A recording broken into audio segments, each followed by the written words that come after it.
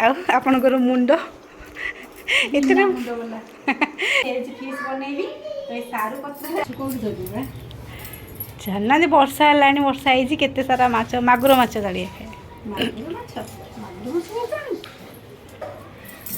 भेज माछ खाइबे कि भेज मागुर माछ आपन खाइबे कि नहीं हाँ कहूना हाँ खाइबे आप मतलब हेल्प करेंगे आज बनैया मागुर माछ हाँ हाँ ताल ठीक अच्छे चैलेंज कर आज भेज माछ खुआबे आ भेज पुणी भेज तो भेज भेज मागुर माछ आज हूँ बनैबा सारू मागुर तो माँ आज मुझे कि भेज फिश बनैबी तो सारू पत्र आज मुझे भेज फिश बनैबी ये मागुर सारू मागुर है तो केमती बन सारू पत्र एमती आग शिरोड़ा सब काटिक बाहर करदेवी सब पत्र बाहर करदेवी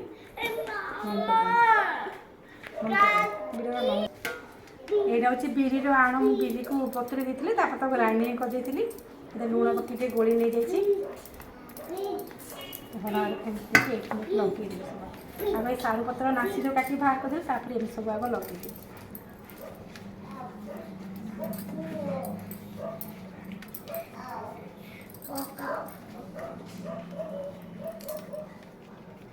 भल भाव आगे एमती लगे देती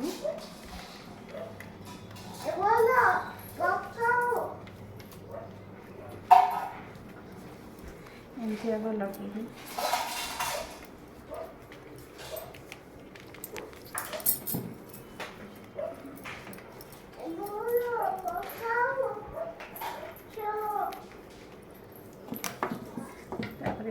पत्र जदि छोट पत्र अच्छे तो मुझे दुईटा कर पकेबी एमती गोटे लगेदेवी बुझे लगेदेवी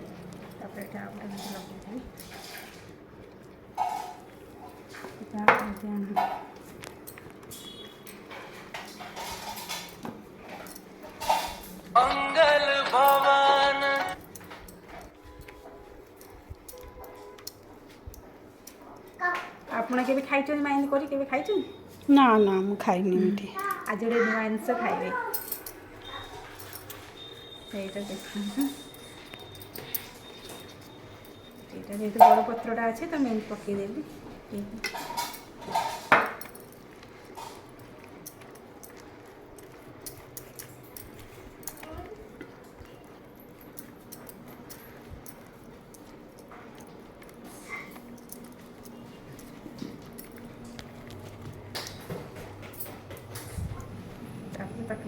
साइज करके एपटे एमती आग साइज करके टिके आण देदेव आग कहीं जल्दी बाइंडिंग हेनी तो एमती आग आण को मुझे देदेवी देखिए आस्ते आस्ते एमती बुले ना तो रोल करना एमती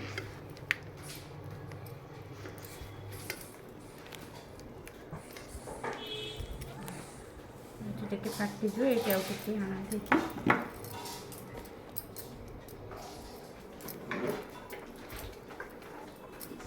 देखो एमती भाव में सबतक एमती नहीं गली यहाँ कौन एमती आलू पत्रा नहीं ये मुझे तरकारी नहीं आलू ये मसला मुझे कौन रसुण आ सोरिष जीरा कंचा लंका शुक्ला लंका आ पियाज यहाँ हूँ सोरिष मसला दे करी तो यहाँ मुझे आग केमती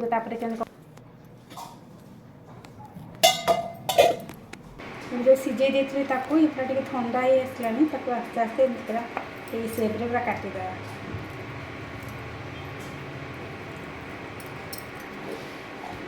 गरम अच्छी तो भांगी जाऊँ तो टे ठंडा भल हम ये मोर पैन टे सोरिष तेल नहीं आपड़ चाहिए आपको छाणी पारे तो मुझे भाजी नौ सोरिष तेल नहीं तो सब गोटे सेप दे सब तक भाजी नहीं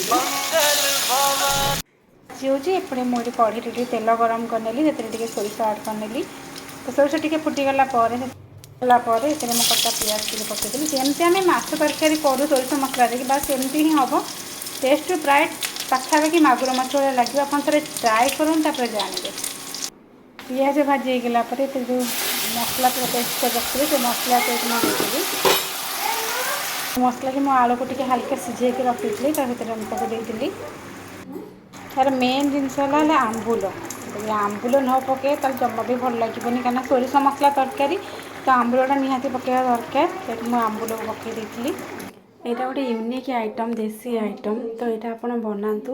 ତ ତାପରେ ଏଇ ଯେଉଁ ଭାଜିକି ରଖିଥିବା ଏଇସବୁ ସାରୁ ପତ୍ରଟା ସବୁ ପକାଇଦେଲି, ତରକାରୀ ରେଡ଼ି ହେଇଗଲା। ଏଇଠି ମୁଁ କଞ୍ଚା ସୋରିଷ ତେଲ ମଧ୍ୟ ଦିଏ, ତ ପକାଇଲି ଏଇଠି।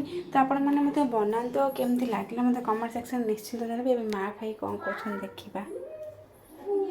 ମା କେମିତି ଲାଗୁଛି ଆଜି ମାଗୁର ମାଛ? ଭେଜ୍ ମାଗୁର ମାଛ କେମିତି ଲାଗୁଛି? ମାଗୁର ମାଛ ଝୋଳ ବଢ଼ିଆ ଲାଗୁଛି, ସତରେ ଭଲ ଲାଗୁଛି? ବଢ଼ିଆ ଲାଗୁଛି। ଆଉ ଆପଣଙ୍କର ମୁଣ୍ଡ? ବିନା ମୁଣ୍ଡ ବାଲା। ଏଥିରେ ମୁଣ୍ଡ ନାହିଁ। ସତରେ ଭଲ ଲାଗୁଛି ତ? ବହୁତ ବଢ଼ିଆ ଲାଗୁଛି।